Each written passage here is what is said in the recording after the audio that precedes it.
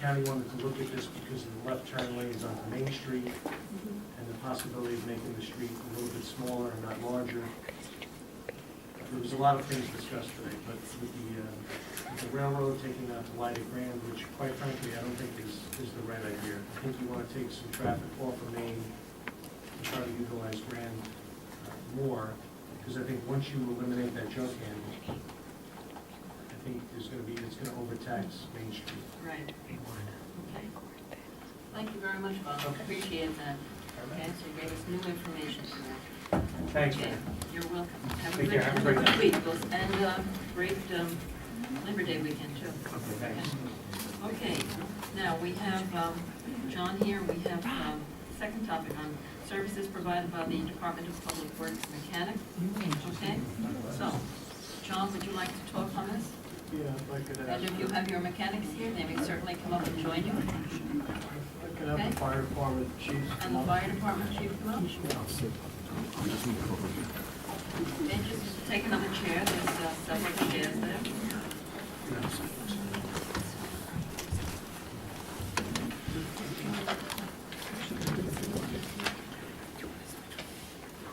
Well, there's probably two issues here.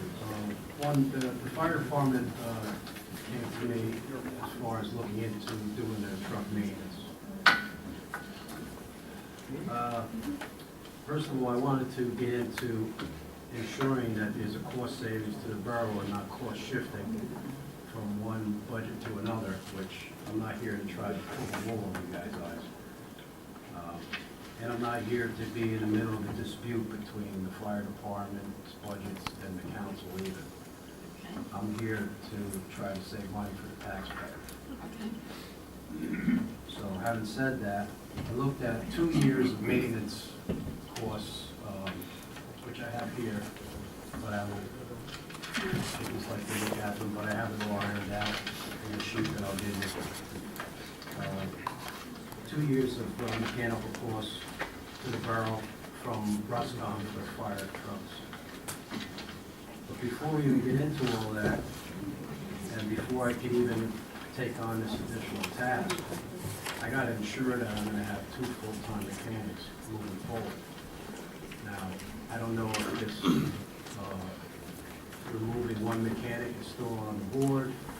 Are we past that? Because talking about fire trucks is not even a topic if that is still in the conversation.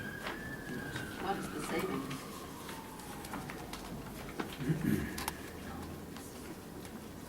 But what I'm saying is I cannot perform this task of working on fire trucks Right. with one mechanic. Right. I still need 2 mechanics that are You need 2 full-time. mechanics if you're going to be working on fire trucks. Okay, go ahead, Sean.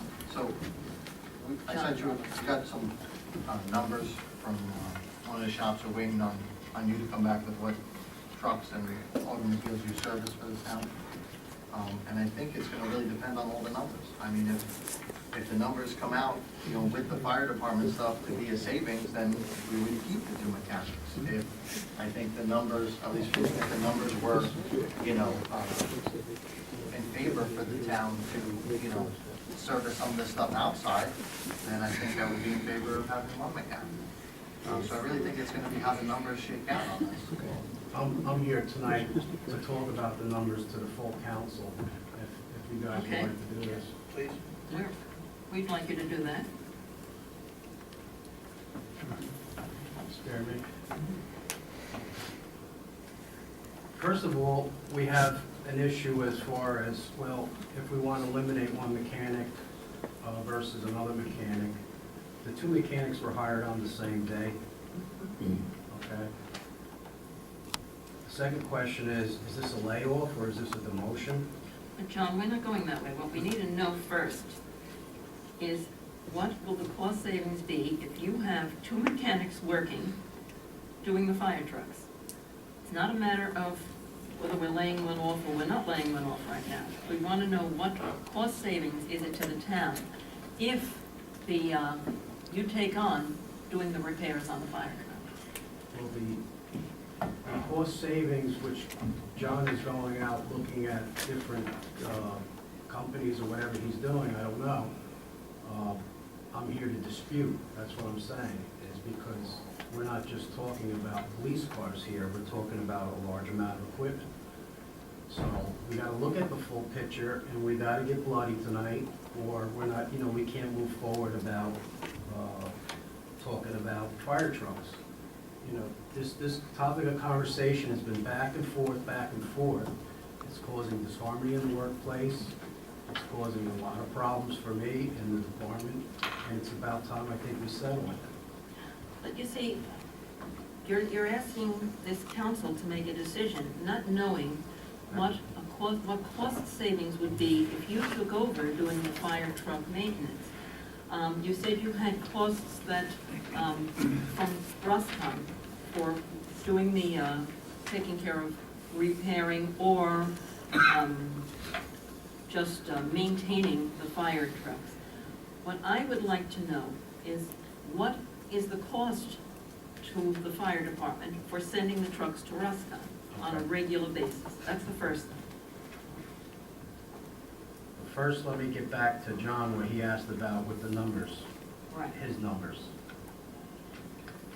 The numbers that he's showing me is $220 for an oil change for police cars and other trucks. So we have 12 police cars, $220 for an oil change times 12 police cars times one oil change a year is $31,680. Wait, hold on. Hold on, John. Sorry, that should have been explained, because I told Alan that. That's for yearly, so that's 4 oil changes. It's 55. We do 12 oil changes. You do oil changes once a month for each car. For idling, sure. That's the kind of stuff that's why that sheet We was don't- given to you.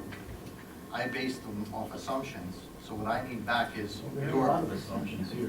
Yeah, that's exactly why we keep going back and forth. And there's a whole column there that says, serviced by the DPW.